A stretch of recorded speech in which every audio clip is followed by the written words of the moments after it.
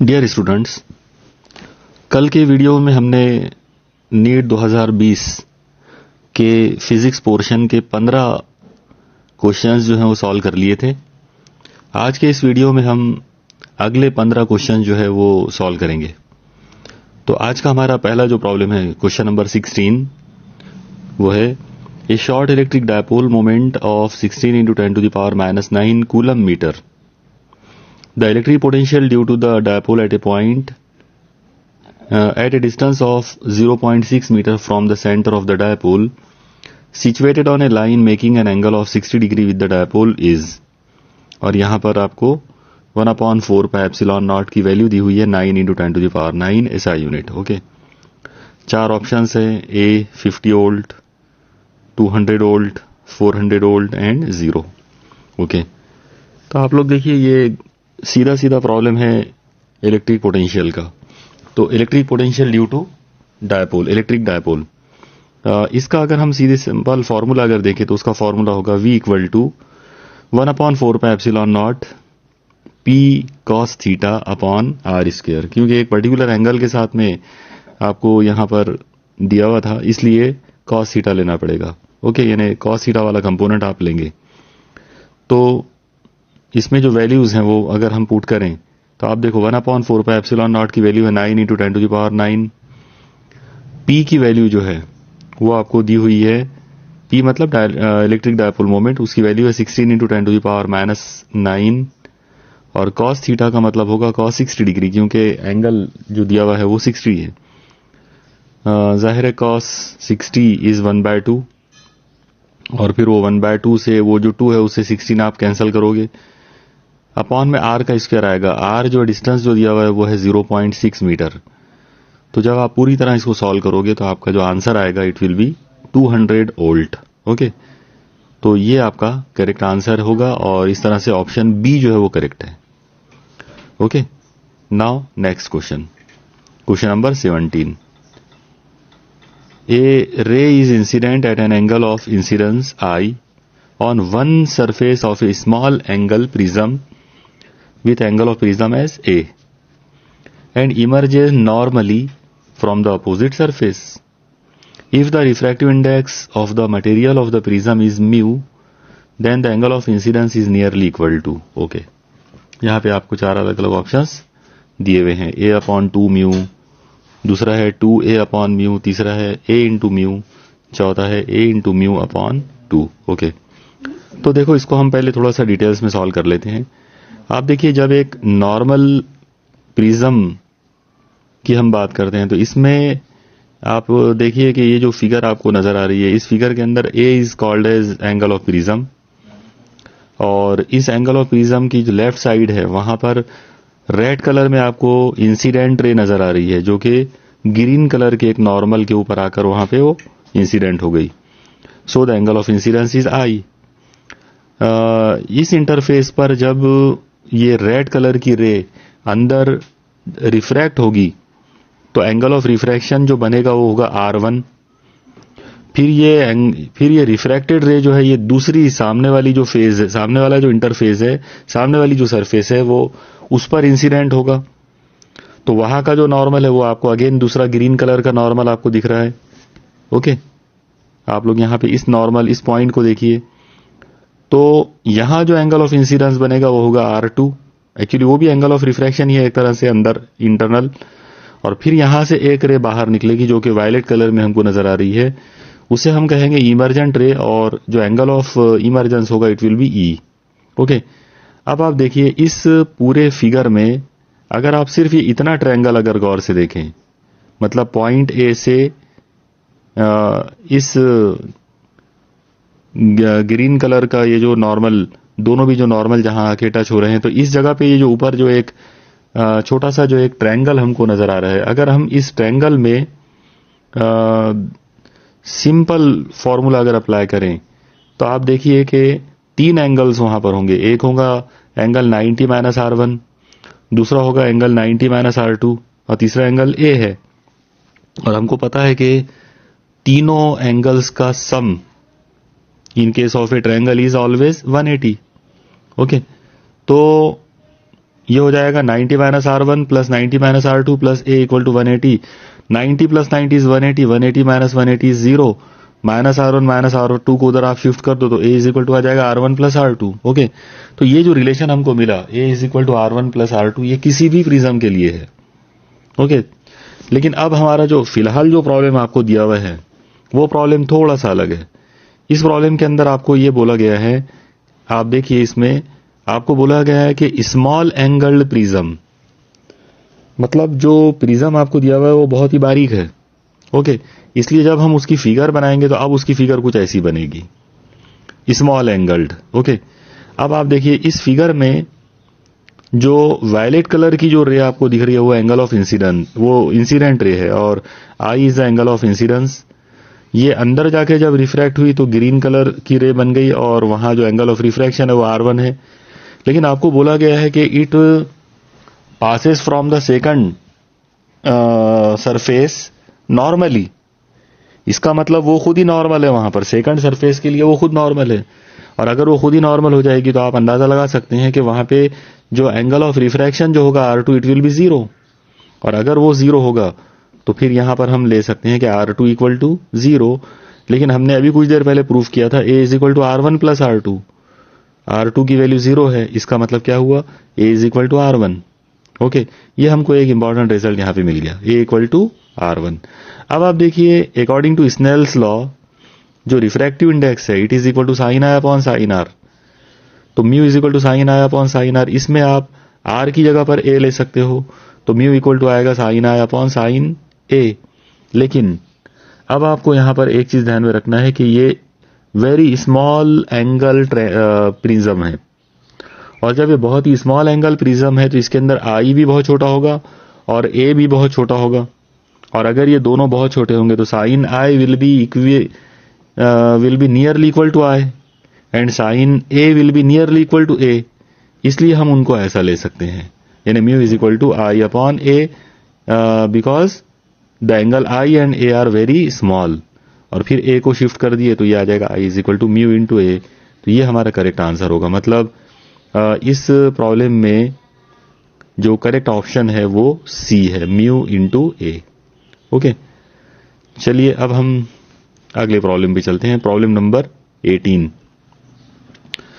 A cylinder contains hydrogen gas at pressure of 249 kilo pascal and temperature 27 degree Celsius, its density is. Okay, यहाँ पे आपको gas constant R की value given है 8.3 SI unit. Okay, चार अलग अलग options आपके सामने हैं। तो चलो देखो शुरू करते हैं। सबसे पहले हम लोग स्टार्ट करेंगे आइडियल गैस इक्वेशन से। तो आइडियल गैस इक्वेशन है PV is equal to nRT। Okay, लेकिन इसमें आप लोग ध्यान में रखिए कि डेंसिटी का जो फॉर्मूला है वो होता है मास ओवर वॉल्यूम। इसका मतलब रो इज इक्वल टू आ जाएगा m अपॉन v। ओके, इस पर से आप v की वैल्यू निकाल लेते हैं, मतलब वॉल्यूम की वैल्यू अगर निकालते हैं तो वॉल्यूम इज इक्वल टू आएगा m upon rho. Okay, now for hydrogen gas 1 mole is equal to 2 gram. Okay, क्योंकि एक्चुअली हम लोग हाइड्रोजन गैस की बात कर रहे हैं तो it's molecular formula will be H2, तो HH। ओके, अगर H2 उसका फॉर्मूला है तो एक हाइड्रोजन के लिए एटॉमिक नंबर होगा, एटॉमिक वेट होगा 1, दूसरे के लिए होगा 1, तो 1 + 1 is 2, therefore 2 gram mass is equivalent to 1 mole of hydrogen. तो हम यहाँ पे ये जो 2 ग्राम है इसको कन्वर्ट कर लेंगे kilogram, it is 2 × 10⁻³ kilogram. Okay, तो अब यहां पर हम देखते हैं कि P × M upon rho is equal to RT, मतलब यहां पर हमने क्या किया, जो V था, आप लोग देखिए हमने पहले शुरू में V की वैल्यू क्या निकली थी, M अपॉन रो, तो ये जो M अपॉन रो है यहां पे हमने V की जगह पे रख दिए, तो P × M upon rho is equal to RT। इसमें से रो की वैल्यू अगर कैलकुलेट करेंगे तो आएगा PM अपॉन RT। अब इसमें सारी वैल्यूज जो हैं वो हम पुट कर सकते हैं। जब हम इसमें सारी वैल्यूज पुट करेंगे ये कुछ ऐसा हो जाएगा, rho is equal to 249 kilo pascal था, तो किलो हटाने के लिए वहां पर आपको लेना पड़ेगा 10⁻³ into 2 × 10⁻³ divided by 8.3 is the value of R। और आपको टेम्परेचर दिया हुआ था 27 डिग्री सेल्सियस, उसमें अगर आपने 273 ऐड कर लिए तो it will B 300 degree kelvin. तो यहाँ पे हम टेम्परेचर की वैल्यू 300 लेंगे। ये सारे नंबरों को अगर आप सॉल्व करते हैं तो आपका फाइनल आंसर जो मिलेगा वो आएगा 0.2 किलोग्राम पर मीटर क्यूब। ओके, तो this is the final answer for density of hydrogen gas in the given condition. Okay, चलिए नेक्स्ट अगला जो प्रॉब्लम है हमारा वह है प्रॉब्लम नंबर 19।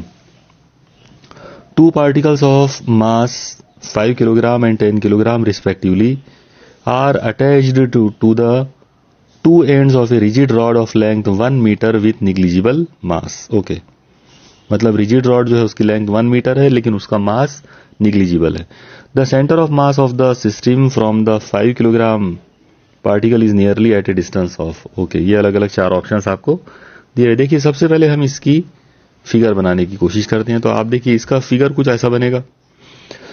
इस फिगर में आप जैसा देख रहे हो कि रेड कलर की एक रॉड है, उसके दोनों एंड के ऊपर 2 अलग अलग स्फीयर लगे हुए हैं, स्फेरिकल ऑब्जेक्ट। एक ब्लू कलर में है जो कि 10 किलोग्राम है जिसका मास, और एक ग्रीन कलर में है जो कि 5 किलोग्राम है। अब आप देखिए जब ये सिस्टम आप कंसीडर करोगे तो डेफिनेटली जो सेंटर ऑफ मास है वो बिल्कुल सेंटर में नहीं आ सकता। It will be shifted towards the heavier sphere, यानी 10 किलोग्राम वाला जो स्फीयर है वो उसकी तरफ शिफ्ट हो जाएगा।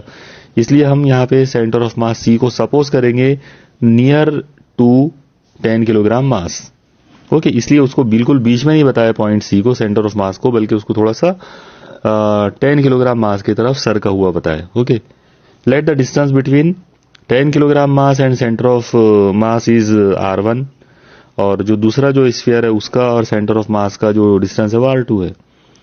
फिगर को देखकर ही समझ में आ रहा है कि r1 plus r2 is equal to r and r is 1 metre, therefore it will be 1 metre. तो r1 इज इक्वल टू क्या होगा, r माइनस r2। इसमें आप वैल्यूज पुट कर दें अगर, तो r1 इज इक्वल टू आएगा 1 मीटर माइनस r2, और 1 मीटर का मतलब है 100 centimetre. So r1 will be equal to 100 minus r2। Okay, अब हम सेंटर ऑफ मास का फॉर्मूला जो है वो कंसीडर कर सकते हैं। आप देखिए किसी भी सिस्टम के अंदर इस तरह के 2 पार्टिकल सिस्टम में सेंटर ऑफ मास के लिए जो सीधा साधा जो कंसेप्ट होता है वो है m1r1 is equal to m2r2, मतलब मास और उसके डिस्टेंस का multiple is equal to mass into उसके डिस्टेंस का मल्टीपल। ये जो है वो इक्वल आएगा सेंटर ऑफ मास का, यही कंसेप्ट है। ओके, इसमें सारी वैल्यूज पुट कर देते हैं। ये होगा m1 इन ब्रैकेट, r1 की वैल्यू है 100 minus r2 is equal to m2 into r2। इसमें आप m1 और m2 की वैल्यूज पुट कर दो। फिर आप देखो कि ये 5 से 10 कट जाएगा, तो 5 2 10, वहां पे 2 आ जाएगा। फिर ये ब्रैकेट सॉल्व करे, ये हो जाएगा 200 minus 2r2 equal to r2। 2r2 को इधर शिफ्ट करेंगे तो वो प्लस हो जाएगा, इसका मतलब इट विल बी 3r2। तो 3r2 इज इक्वल टू 200, बाद में 3 को शिफ्ट कर दिए तो 200 अपॉन 3, इसका मतलब आंसर आ जाएगा r2 is equal to 66.67 centimetre. So this is the correct answer. Okay, चलिए नेक्स्ट अगले प्रॉब्लम पे चलते हैं। अगला जो प्रॉब्लम हमारा है वो है problem number 19। Okay, 2 cylinders A and B of equal capacity means equal volume, okay, are connected to each other by a stopcock. A contains an ideal gas at standard temperature and pressure. B is completely evacuated. Evacuated means B is having vacuum. Okay, it is empty totally. The entire system is thermally insulated. The stopcock is suddenly opened. The process is okay. Isobaric, isothermal, adiabatic, isochoric. तो ठीक है, चलो इसको सबसे पहले हम इस problem को विजुअलाइज करते हैं। आप देखिए इस फिगर में जैसा आप देख रहे हो, जो रेक्टेंगुलर बॉक्स आपको दिख रहा है that is thermal insulation chamber. Okay, क्योंकि आपको बोला गया है कि पूरा कंप्लीट सिस्टम जो है it is inside the thermal insulation chamber. Okay, यहां पे ए और बी 2 सिलेंडर्स हैं, दोनों सिलेंडर आइडेंटिकल है, मतलब दोनों की कैपेसिटी सेम है, दोनों का वॉल्यूम सेम है। ए जो है it contains ideal gas and B contains vacuum. Evacuated है मतलब उसमें वैक्यूम है। दोनों के बीच में एक कनेक्शन है, दोनों आपस में जुड़े हुए हैं, लेकिन दोनों के बीच में एक कॉक लगा हुआ है। जाहिर है वो कॉक क्लोज है, इस वजह से होगा ये कि जो आइडियल गैस है वो सिर्फ ए में रहेगी, वो बी की तरफ नहीं जाएगी। ठीक है, अब यहां पर आप देखिए कि सबसे पहले हमारे दिमाग में जो कंफ्यूजन आ सकते हैं वो ये है कि ये पूरा का पूरा सिस्टम थर्मल आइसोलेशन चैम्बर में है, और जो चीज थर्मल इंसुलेशन चैम्बर में जो चीज होती है वो उसका टेम्परेचर कांस्टेंट रहता है। अगर उसका टेम्परेचर कांस्टेंट है तो हमको सीधे सीधे ये लगेगा कि ये आइसोथर्मल प्रोसेस होना चाहिए। Any process which will takes inside this thermal insulation chamber it must be isothermal. Isothermal means having same temperature. Okay, लेकिन यहां पर आप थोड़ा सा अलग तरीके से इसको देखिए कि जब आप इस कॉक को ओपन करोगे तो अचानक ये होगा कि जो आइडियल गैस है वो सिलेंडर ए से निकलकर सिलेंडर बी की तरफ जाएगी। सिलेंडर बी जो है उसमें वैक्यूम है। इसका मतलब ये हुआ कि जो आइडियल गैस है उसका जो एक्सपांशन जो हो रहा है तो वो अगेंस्ट द वैक्यूम हो रहा है।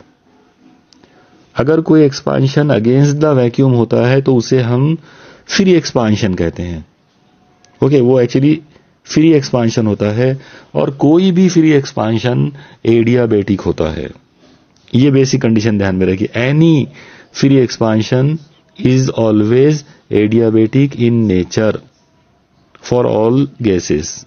ओके, अब आप देखिए कि अगर सभी गैसेस के लिए एक्सपांशन अगेंस्ट द वैक्यूम जो है, मतलब फ्री एक्सपांशन जो है, अगर वो एडियाबेटिक है तो फिर ये भी एडियाबेटिक प्रोसेस होगा। देयरफॉर द करेक्ट आंसर जो है it must be option C, the process must be adiabatic. Okay, hope you understand.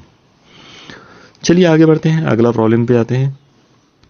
अब हमारा जो प्रॉब्लम नंबर अगला जो है वो है 20। An iron rod of susceptibility 599 is subjected to a magnetising field of 1200 ampere per metre. Okay, the permeability of the material of the rod होना चाहिए, वहां रोड आ गया गलती से। The permeability of the material of the rod is, और यहां पर आपको एब्सोल्यूट परमिबिलिटी जो है या परमिबिलिटी ऑफ वैक्यूम जो है वो आपको दिया हुआ है 4 pi into 10 to the power -7। Okay, 4 अलग अलग ऑप्शंस आपके सामने हैं। देखिए, ये इस प्रॉब्लम को सॉल्व करने के लिए आपको सबसे पहले रिलेटिव परमिबिलिटी और ससेप्टिबिलिटी का रिलेशन आना चाहिए। तो रिलेटिव परमिबिलिटी और ससेप्टिबिलिटी का जो रिलेशन है it is as follows, mu r equal to psi suffix m plus 1। यहाँ पे ससेप्टिबिलिटी जो है साई सफिक्स m जो है वो आपको दी हुई है 599, तो म्यू आर की वैल्यू आ जाएगी 599 प्लस 1 मतलब 600। ओके, अब आप देखिए यहाँ पे रिलेटिव परमिबिलिटी जो है उसकी डेफिनेशन अगर यूज करें तो रिलेटिव परमिबिलिटी की डेफिनेशन होती है the ratio of permeability of the medium to the permeability of the free space. मतलब mu R is equal to क्या आ जाएगा, म्यू अपॉन म्यू जीरो। इस पर से आप म्यू जीरो को शिफ्ट कर दो उधर, तो म्यू इज इक्वल टू आ जाएगा mu r into mu zero. इसमें वैल्यूज पुट करेंगे, तो जब आप इसमें वैल्यूज पुट करोगे ये आ जाएगा 4 pi into 10 to the power -7 into 600। अब आप इनको सॉल्व करें अगर, तो ये कुछ इस तरह से हो जाएगा 24 pi into 10 to the power -5, और जाहिर है इसको अगर डेसिमल को एडजस्टमेंट किया जाए तो 2.4 pi 10 to the power -4 tesla metre पर एम्पियर। तो this will be the permeability of the given material, given rod. Okay, इस तरह से ये उसका करेक्ट आंसर होगा। चलो नेक्स्ट अगले प्रॉब्लम पे चलते हैं। हमारा जो अगला प्रॉब्लम है वो है for transistor action which of the following statements is correct. Okay, पहला है the base region must be very thin and lightly doped. Emitter, base emitter and collector regions should have same doping concentrations. तीसरा है base emitter collector regions should have same size. और D है both emitter junction as well as collector junctions are forward biased. Okay, आप देखिए यहां पे बात हो रही है ट्रांजिस्टर की, तो आप अपने दिमाग में सबसे पहले ट्रांजिस्टर की जो बेसिक जो फिगर है वो लेकर आइए। ओके, ट्रांजिस्टर की जो बेसिक फिगर है वो कुछ इस तरह से होती है। अब ये आपके सामने, आप इसको विजुअलाइज कीजिए। आप देखो ये जो ट्रांजिस्टर आपके सामने दिख रहा है, इसके अंदर ट्रांजिस्टर के अंदर हमेशा 3 रीजन्स होते हैं। लेफ्ट साइड में जिसे रेड कलर में दिखाया गया, इट इज कॉल्ड एमीटर। बीच में जो येलो कलर में जो रीजन है वो बेस है, और राइट साइड में जो ग्रीन कलर में जो है वो कलेक्टर है। तो एमीटर, बेस एंड कलेक्टर। आप देख रहे हो कि एमीटर का जो एरिया है वो काफी बड़ा है। ओके, रेड कलर जो है वो काफी बड़ा है। जो येलो कलर है बेस, वो उसका एरिया काफी छोटा है, और जो सी है यानी कलेक्टर है, उसका जो एरिया है वो मैक्सिमम है, वो सबसे बड़ा है। तो अगर आप एमीटर, बेस और कलेक्टर का एरिया वाइज अगर आप डिफरेंस देखें तो आपको ये ध्यान में आएगा कि base is very thin, collector is very large and emitter is moderate. Okay, इसके बाद अब आप एक और चीज ध्यान में रखिए कि जो डोपिंग कॉन्सेंट्रेशन है, मतलब इंप्यूरिटी मिलाने का जो कॉन्सेंट्रेशन होगा इन तीनों एरियाज के अंदर, तो डिफरेंट होगा। Emitter must be heavily doped. Okay, emitter जो है वो हमेशा क्या होता है, हेवीली डोप्ड। उसी तरह से कलेक्टर जो है, it is always moderately doped, and base is always lightly doped. तो बेस के बारे में सबसे खास बात आप ध्यान में रखिए कि बेस जो है वो बहुत थिन होता है एरिया वाइज, मतलब उसका जो एरिया है वो बहुत छोटा होता है, बहुत ही थिन होता है, और उसकी जो डोपिंग है वो भी बहुत लाइट होती है, मतलब बहुत ही ज्यादा लाइट डोपिंग उसके अंदर की जाएगी। तो इसका मतलब ये हुआ कि इस पूरे प्रॉब्लम के अंदर जो करेक्ट ऑप्शन जो है वो ए है, यानी A is the correct answer. Okay, now next, अगला जो प्रॉब्लम हमारे पास है वो है प्रॉब्लम नंबर 22, और वो इस तरह से है। A long solenoid of 50 centimetre length having 100 turns carries A current of 2.5 ampere.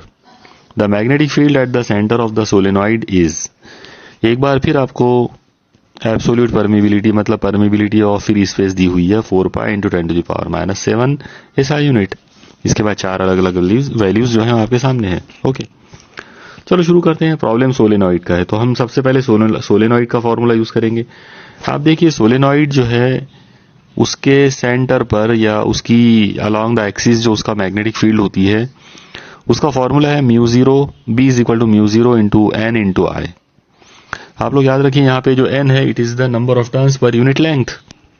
Okay, और अब number of turns per unit length जो है उसको हम इस तरह से ले सकते हैं, capital N upon capital L।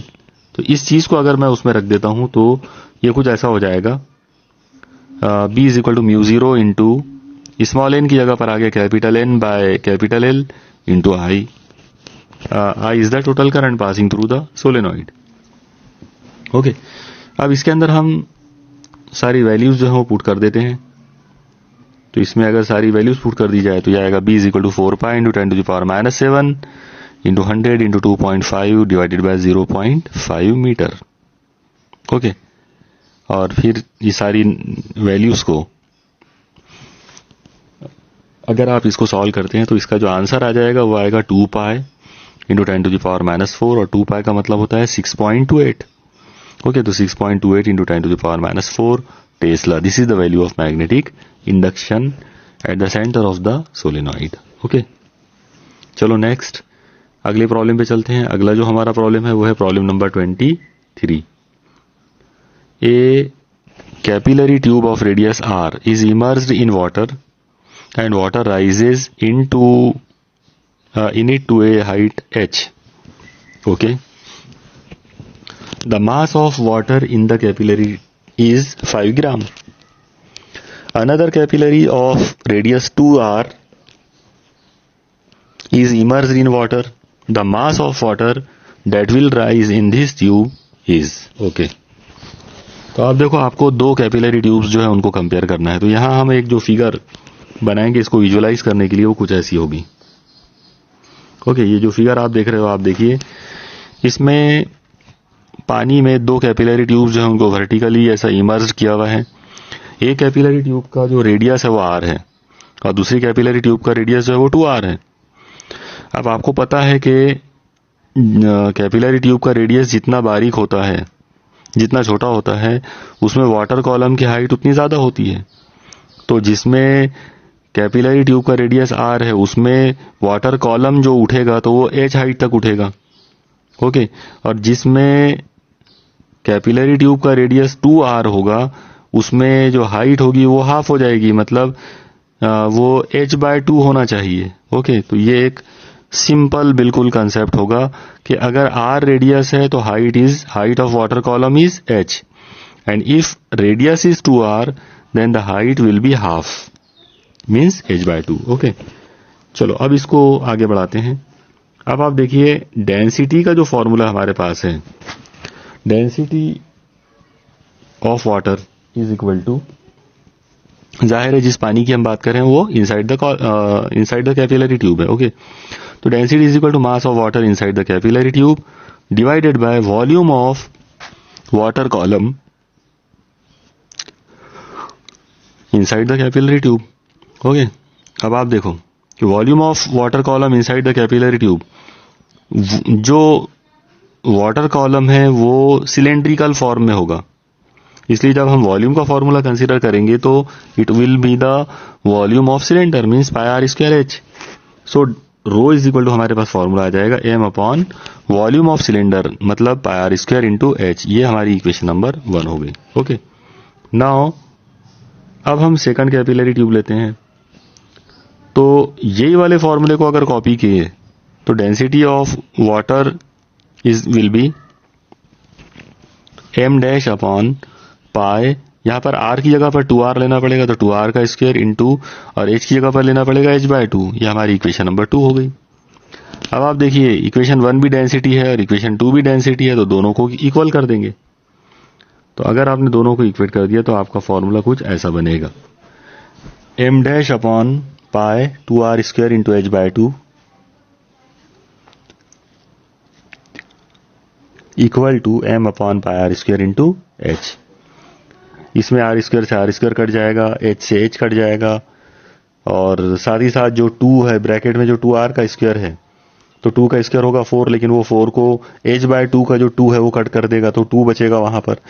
इसका मतलब सब कुछ सॉल्व करें तो ये ऐसा हो जाएगा m dash upon 2 equal to m upon 1, क्योंकि इस साइड में राइट साइड में डिनोमिनेटर में सभी लोग कट गए हैं इसलिए 1 बचा।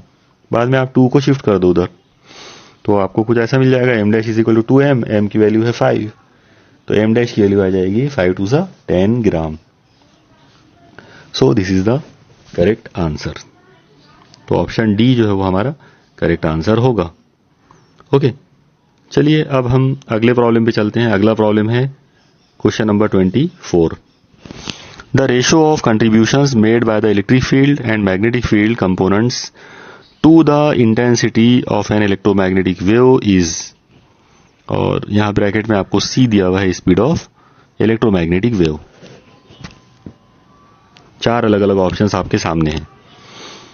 आप देखिए इसमें एक सबसे खास बात यह है कि इलेक्ट्रोमैग्नेटिक वेव यानी लाइट की अगर हम बात करें या कोई भी इलेक्ट्रोमैग्नेटिक वेव की अगर हम बात करें तो उसमें जितना कंपोनेंट इलेक्ट्रिक फील्ड का होता है उतना ही कंपोनेंट मैग्नेटिक फील्ड का होता है।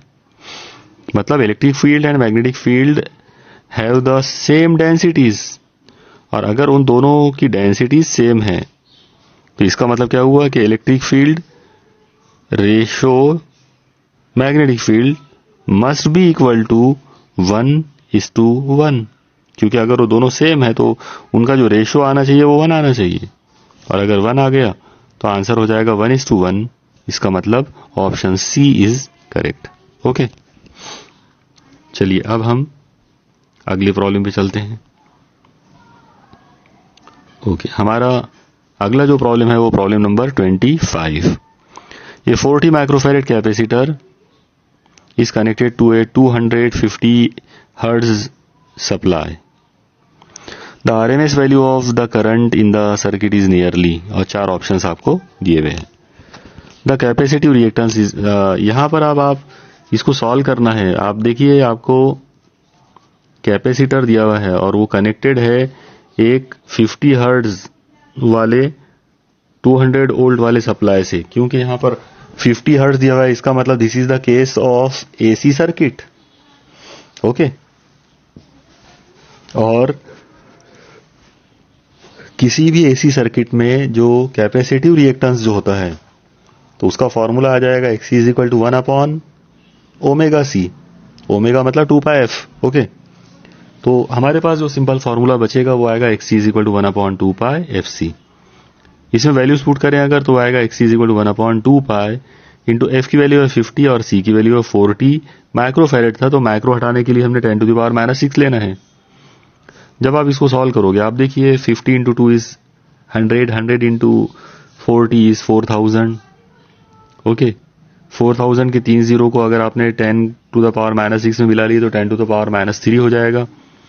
और इस तरह से आपका जो फाइनल आंसर मिलेगा वो होगा 1000 अपॉन 4π, और अगर आप इसको सॉल्व करते हैं तो आपका फाइनल आंसर आएगा 79.62 ओहम। तो this is the value of capacitive reactance. Okay, अब आप देखिए इसमें हम अगर ओम्स लॉ यूज करें तो ओम्स लॉ के हिसाब से ये हो जाएगा V equal to I R. यहां पर V की जगह पर अगर मैंने बैटरी का पोटेंशियल अगर लेता हूं तो मुझे वहां पे पीक वैल्यू लेना पड़ेगा E0, तो I की जगह पर मुझे पीक वैल्यू ऑफ करंट लेना पड़ेगा मतलब I0, तो ये हो जाएगा E0 is equal to I0 into XC। R की जगह पर क्या आएगा, R इज रेजिस्टेंस, तो यहाँ जो रेजिस्टेंस है वो कैपेसिटिव रिएक्टेंस है। ओके, तो इस तरह से हमारे पास फॉर्मूला आ जाएगा 200 is equal to I0 into XC की वैल्यू हमको जो मिली थी वो थी 79.62। 79.62 को उधर शिफ्ट करेंगे तो वो अपॉन में जाएगा, तो I0 इज इक्वल टू आएगा 200 अपॉन 79.62, और अगर ये नंबरों को डिवाइड कर लिया जाए तो हमारा जो आंसर आएगा वो आएगा I0 is equal to 2.512 ampere. Okay, लेकिन आप देखिए कि ये जो आंसर हमको मिला तो this is the answer for maximum current, this is the peak value of current, और प्रॉब्लम में आपको RMS करंट पूछा है, तो हम यहाँ पे RMS का फॉर्मूला यूज करेंगे। जाहिर है RMS का जो फॉर्मूला आ जाएगा वो होगा कुछ इस तरह से, I RMS is equal to I0 मतलब पीक वैल्यू अपॉन √2, इसमें वैल्यूज पुट करेंगे तो I RMS इक्वल टू आएगा 2.512 अपॉन √2, √2 की वैल्यू होती है 1.414। अगर आप इसको डिवाइड करोगे तो आपका आंसर जो है वो आएगा 1.77 एम्पियर। इसका मतलब RMS वैल्यू ऑफ करंट जो है वो इट मस्ट बी 1.77 एम्पियर। तो यहां पर हमारा जो करेक्ट ऑप्शन जो हमको आना चाहिए आंसर वो होना चाहिए option B is correct. Okay, चलिए अगले प्रॉब्लम पे चलते हैं। अगला प्रॉब्लम है problem number 26। A series LCR circuit is connected to an AC voltage source. When L is removed from the circuit, the phase difference must become the phase difference between current and voltage will be pi by 3. If instead C is removed from the circuit, the अब हमारा अगला जो problem है problem number 26। A series LCR circuit is connected to an AC voltage source. When L is removed from the circuit, the phase difference between current and voltage is pi by 3. If instead C is removed from the circuit, the phase difference is again pi by 3 between the current and the voltage. The power factor of the circuit is okay. देखिए इसमें सबसे पहले तो आप याद रखिए कि ये LCR सर्किट का प्रॉब्लम है, और आपको ये दिया हुआ है कि एक बार पहले कैपेसिटर को रिमूव करें, फिर दूसरी बार आपको इंडक्टर को रिमूव करना है। ओके, तो चलो शुरू करते हैं। When L यानी inductor is remove from the circuit, only C will be present. यानी अगर आपने इंडक्टर को निकाल दिया तो अब अकेला कौन बचा, capacitor. In this condition the tangent of the phase angle is given by, यानी अगर हमने फेज एंगल फाई अगर लेते हैं तो उसका टेंजेंट क्या होगा, tan phi will be equal to XC upon R, यानी वो फेजर डायग्राम पर से अगर आप उसको करते हैं तो ओके। अब यहां पर फाई की वैल्यू रख दो आप, तो ये आ जाएगा tan pi by 3 is equal to XC upon R। tan pi by 3 means tan 60 और tan 60 डिग्री इज 1.732, तो 1.732 is equal to XC upon R। इसमें R को शिफ्ट कर दो तो XC की वैल्यू आ जाएगी 1.732 इंटू R। ये हमारी इक्वेशन नंबर 1 है। ओके, अब हम आगे चलते हैं। Now if the capacitor is removed then only the inductor L will be present. अब इस कंडीशन के अंदर जो tan phi की वैल्यू आएगी वो हो जाएगी tan phi is equal to XL upon R, यानी इस मतलब आपको इंडक्टिव रिएक्टेंस लेना पड़ेगा XL from the phasor diagram से। लेकिन phi की वैल्यू आपको एक बार फिर π/3 ही दी हुई है, सेम फेज एंगल आपको दिया हुआ है, तो यह आएगा tan π/3 is equal to XL upon R। tan π/3 is 1.732, तो XL अपॉन R की वैल्यू आ गई, R को शिफ्ट कर दो, आपको मिलेगा XL is equal to 1.732 into R। यह हमारी इक्वेशन नंबर 2 हो गई। अब आप देखो इक्वेशन 1 और इक्वेशन 2 दोनों सेम है, इसका मतलब क्या हुआ कि XL is equal to XC। Okay, अगर XL इक्वल टू XC है तो this is the basic condition for resonance of LCR circuit, क्योंकि रेजोनेंस कंडीशन में ही कैपेसिटिव रिएक्टेंस और इंडक्टिव रिएक्टेंस आर सेम। तो इसका मतलब ये हुआ कि यहां पर आपको रेजोनेंस कंडीशन जो है वो दी हुई है, ये हमने प्रूफ कर दी है। Okay, now in resonance condition impedance is always equal to resistance, क्योंकि आप याद रखो रेजोनेंस कंडीशन के अंदर आउटपुट मैक्सिमम रहता, और आउटपुट मैक्सिमम उसी वक्त होता है जब इंपीडेंस की वैल्यू मिनिमम हो, और इंपीडेंस की मिनिमम वैल्यू हमेशा रेजिस्टेंस होती है। इसका मतलब in the condition of resonance impedance will be equal to resistance, यानी Z is equal to R। Okay, अब आप पावर फैक्टर का फॉर्मूला याद करो। पावर फैक्टर का फॉर्मूला होता है cos phi, यानी एक फॉर्मूला तो उसका cos phi भी है, तो power factor is equal to आ जाएगा R/Z।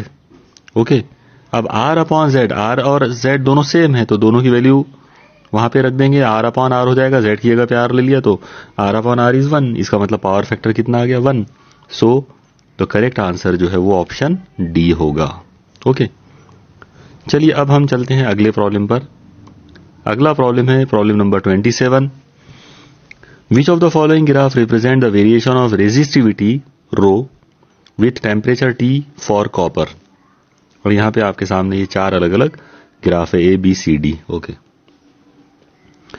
आप देखिए रेजिस्टिविटी का जो मामला है तो उसके लिए आप याद रखो कि कॉपर के लिए अगर हम टेम्परेचर कोएफिशिएंट की अगर हम बात करेंगे एट रूम टेम्परेचर, तो वो उसकी वैल्यू होती है प्लस 0.393। ओके, यानी the temperature coefficient of copper at room temperature is always plus 0.393% पर डिग्री सेल्सियस। ओके, इसका मतलब यह हुआ कि अगर आपने टेम्परेचर को 1 डिग्री सेल्सियस से अगर आप बढ़ाते हो तो रेजिस्टेंस जो है वो भी बढ़ेगा, लेकिन वो कितना बढ़ेगा, वो 0.393% से बढ़ेगा। इस वेरिएशन से एक चीज समझ में आ रही है कि ये दोनों डायरेक्टली प्रोपोर्शनल जैसे हो रहे, मतलब अगर आप टेम्परेचर बढ़ा रहे हो तो रेजिस्टिविटी बढ़ रही है, रेजिस्टेंस जो है वो बढ़ रहा है उसका। इससे एक चीज क्लियर हो जाती कि जो ग्राफ या जो रिलेशन आना चाहिए टेम्परेचर में और रेजिस्टिविटी में वो इंक्रीजिंग नेचर का होना चाहिए। अब आप अगर देखेंगे कि इस पूरे ये जो 4 ग्राफ आपको दिए हुए हैं, इन चारों में से ग्राफ नंबर B और ग्राफ नंबर D जो है, मतलब ये वाला ग्राफ और ये वाला ग्राफ, ये 2 ग्राफ आप देखिए, ये दोनों भी इंक्रीज दिखा रहे हैं। टेम्परेचर इंक्रीज होने पर रेजिस्टिविटी का इंक्रीज दोनों में नजर आ रहा है। लेकिन ये वाला जो ग्राफ है ये लीनियर ग्राफ है। अब टेम्परेचर का और रेजिस्टिविटी का जो रिलेशन है वो लीनियर नहीं है, बल्कि वो पैराबोलिक है, क्योंकि जो टेम्परेचर कोएफिशिएंट पर से जो उसकी वैल्यू हमको मिली है वो प्लस 0.393% जो है, तो वो उससे ये चीज समझ में आती है कि जो इंक्रीज हो रहा है उसके अंदर रेजिस्टिविटी में वो लीनियर नहीं हो रहा, बल्कि वो पैराबोलिक स्टाइल में हो रहा है। इसका मतलब ये जो ग्राफ है, ग्राफ D जो है, it must B correct representation of the relationship between temperature and resistivity for copper. So correct answer जो है वो ऑप्शन D होना चाहिए। ठीक है, चलिए अब चलते हैं हम अगले प्रॉब्लम पर। अगला हमारा प्रॉब्लम है problem number 28, for which one of the following Bohr model is not valid. अब देखिए यहां पर वर्ड नॉट वैलिड है, मतलब जो नीचे 4 अलग अलग जो केस दिए हुए हैं, तो उनमें से कौन सा ऐसा केस है जिसके ऊपर आप बोहर्स मॉडल जो है वो अप्लाई नहीं कर सकते? ओके, 4 अलग अलग ऑप्शंस हैं। पहला है सिंगली आयनाइज्ड नियॉन एटम, यानी Ne+, हाइड्रोजन एटम है दूसरा। तीसरा है सिंगली आयनाइज्ड हीलियम एटम, यानी He+, और चौथा है ड्यूटेरॉन एटम। आप देखिए, इसमें एक सबसे बेसिक कंसेप्ट आप ध्यान में रखो कि Bohr's theory of hydrogen atom जो है, Bohr's atomic model, actually it is based on Bohr's theory of hydrogen atom. मतलब वो हाइड्रोजन एटम पर ही बेस्ड है।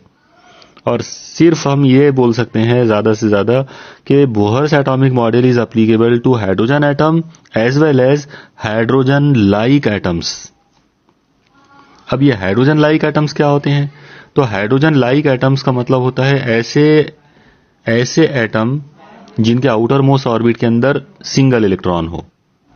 ओके, अब यहां पर आप, यानी एक तो ये चीज हो गई कि सिंगल इलेक्ट्रॉन होना चाहिए आउटर मोस्ट ऑर्बिट में, और दूसरी चीज ये भी है कि उनका जो atomic number it must be very low, nearly equal to hydrogen के आसपास के जो एलिमेंट्स है, जैसे हाइड्रोजन है, हीलियम है, लिथियम है, ये लोगों के लिए वो फॉर्मूला, वो जो थ्योरी है वो एप्लीकेबल होगी। ये जो 4 ऑप्शन आप देख रहे हो, इसमें ऑप्शन बी है हाइड्रोजन एटम, तो बोहर मॉडल तो हाइड्रोजन एटम के लिए ही बनाया गया था। उसके बाद है सिंगली आयोनाइज हीलियम एटम, तो ये भी हाइड्रोजन लाइक सिस्टम है। उसके बाद ड्यूटेरॉन एटम, तो ड्यूटेरॉन एटम, जो ड्यूटेरॉन जो है it is the isotope hydrogen itself. इसका मतलब ये हुआ कि वो ड्यूटेरॉन पर भी एप्लीकेबल होगा। तो सिर्फ अब एक ही चीज बाकी बची, वो है नियॉन। नियॉन जो है वो एक ऐसा सिस्टम यहां पर हो गया जिसका एटॉमिक नंबर हाइड्रोजन से कंपेयर करने पर काफी बड़ा है, और इसीलिए हम ये बोल सकते हैं कि Bohr's atomic model can not be applied for singly ionised neon atom. Okay, तो इस तरीके से हमारा जो करेक्ट आंसर होगा इस पर्टिकुलर क्वेश्चन का, वो होगा सिंगली आयनाइज्ड नियॉन एटम, यानी option A is correct. Okay, चलिए नेक्स्ट अगले प्रॉब्लम पे चलते हैं। हमारा जो अगला प्रॉब्लम है, problem number 29। For the logic circuit shown the truth table is. आप देखिए, आपके सामने यहां पर ये एक लॉजिक सर्किट दिया हुआ है, आप गौर से देखो, और नीचे 4 अलग अलग ट्रूथ टेबल दिए हुए। आपको पहचानना है कि कौन सा ट्रूथ टेबल इसके लिए होगा। तो यहां आप सबसे पहले एक चीज को देखो कि इसमें A and B are the 2 inputs, और ये दोनों इनपुट जो दिए हुए हैं, ये दोनों भी दिए हैं नॉट गेट को। और अगर ये नॉट गेट को दिए हुए हैं, तो इसका मतलब ये होगा कि यहां पर इस जगह पर जो हमको जो मिलेगा, यानी अगर मैं यहां इसका आउटपुट अगर लिखना चाहूं तो ये आ जाएगा A0 हेयर। ओके, और उसी तरह से ये जो पॉइंट भी है, यहां पर मुझे B0 मिलेगा। अब आप देखिए कि अगर मैं ये A0 और B0, यानी ये A0 यहां मिला और B0 यहां मिला, और ये दोनों जो A0 और B0 जो है, ये दोनों दिए हैं ये वाले, जो मतलब एक्चुअली ये नॉर गेट है। आप देखिए, एक्चुअली ये और गेट का सिंबल था, लेकिन उसके सामने ये डॉट बना हुआ है, इसका मतलब ये नॉर गेट है, तो नॉर गेट को दिया हुआ है। तो ये जो y जो होगा, ये क्या होना चाहिए? It must B A0 plus B0। अगर ये और गेट होता तो इसका आंसर ये होता, लेकिन यहाँ पे ये डॉट है, ये इसका निगेशन करेगा, तो ये इसका निगेशन कर देगा। मतलब y की वैल्यू क्या होना चाहिए? A0 plus B0। ओके, चलिए आइए इसका सॉल्यूशन हम कंप्लीट देखते हैं अब। तो ये क्या होगा, जैसा मैंने अभी आपको एक्सप्लेन किया था कि फाइनल आंसर जो हमारा मिलेगा, मतलब जो फाइनल जो y की वैल्यू जो हमको मिलेगी, वो हमको ये मिलना चाहिए, y is equal to A0 plus B0 और इस कंप्लीट इक्वेशन का नॉट। लेकिन आपको पता है कि A0 प्लस B0 का नॉट अगर आप ले रहे हो तो logically it will be A into B, A double not into B double not. अब आप देखिए कि अगर A को मैं 2 बार निगेशन करता हूं तो वो A हो जाएगा, वैसे ही अगर मैं B को 2 बार निगेशन करता हूं तो वो B हो जाएगा। इसका मतलब ये क्या हो जाएगा? It will be A into B, तो y is equal to A into B. लेकिन y is equal to a into B, ये जो चीज है, ये जो लॉजिकल या बुलियन इक्वेशन जो है ये एंड गेट की है। इसका मतलब क्या हुआ कि जो दिया हुआ जो सर्किट है, मतलब ये जो सर्किट है बेसिकली ये एंड गेट है। तो अब हम क्या करेंगे, सिंपली एंड गेट का ट्रूथ टेबल बना लेंगे। अब आप देखो एंड गेट का ट्रूथ टेबल कुछ ऐसा होगा, ए बी, ए जो है वो इनपुट के अंदर ए और बी दो इनपुट है और वाई उसका आउटपुट है। तो ए की वैल्यू हम 0 0 1 1 ले सकते हैं और बी की वैल्यू लेंगे 0 1 0 1। तो वाई की वैल्यू क्या आ जाएगी, वाई की वैल्यू आना चाहिए पहले केस में 0 0 0, दूसरे में 0 1 0, तीसरे केस में 1 0 0, चौथे केस में 1 1 1। ओके, तो ये वाला ट्रूथ टेबल जो है वो करेक्ट होगा और ये दिया हुआ है ऑप्शन बी में। इसका मतलब ये हुआ कि option B is correct. Okay, चलिए अब हम चलते हैं हमारे आज के लास्ट प्रॉब्लम पर। आज का हमारा जो 30th नंबर वाला जो क्वेश्चन है वो है, taking into account of the significant figures what is the value of 9.99 metre minus 0.0099 metre. और नीचे 4 ऑप्शंस आपको दिए हुए हैं। ओके, आप देखिए आपको दो नंबरों को डिफरेंस लेना है। जब आप दो नंबरों का एग्जैक्टली डिफरेंस लोगे तो आपको जो आंसर मिलेगा वो बिल्कुल मोस्ट एक्यूरेट आंसर मिलेगा।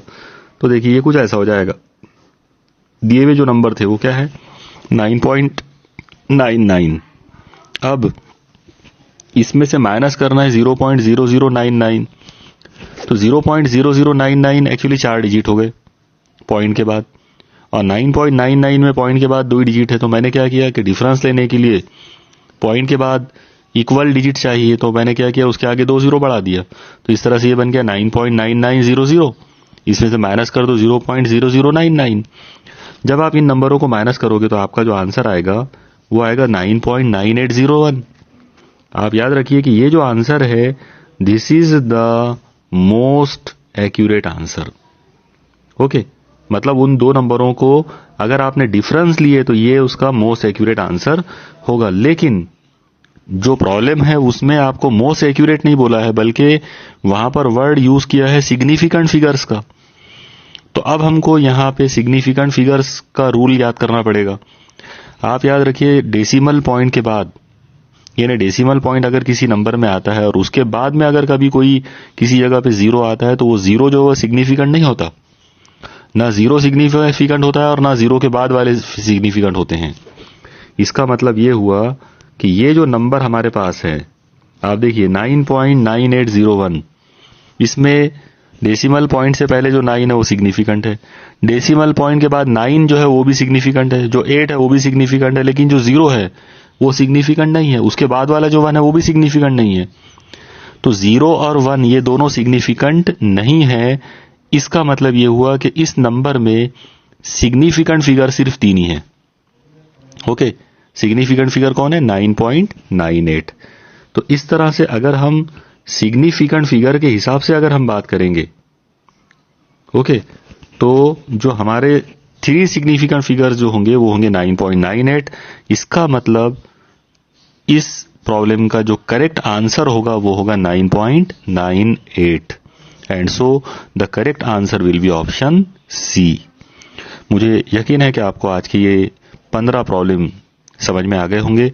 इस तरह से इस साल मतलब नीट 2020 का जो पेपर है जिसमें टोटल फिजिक्स के पोर्शन में 45 क्वेश्चंस थे, उनमें से 15 क्वेश्चंस हमारे कल हो चुके थे और आज के वीडियो में ये 15 क्वेश्चंस हो गए हैं।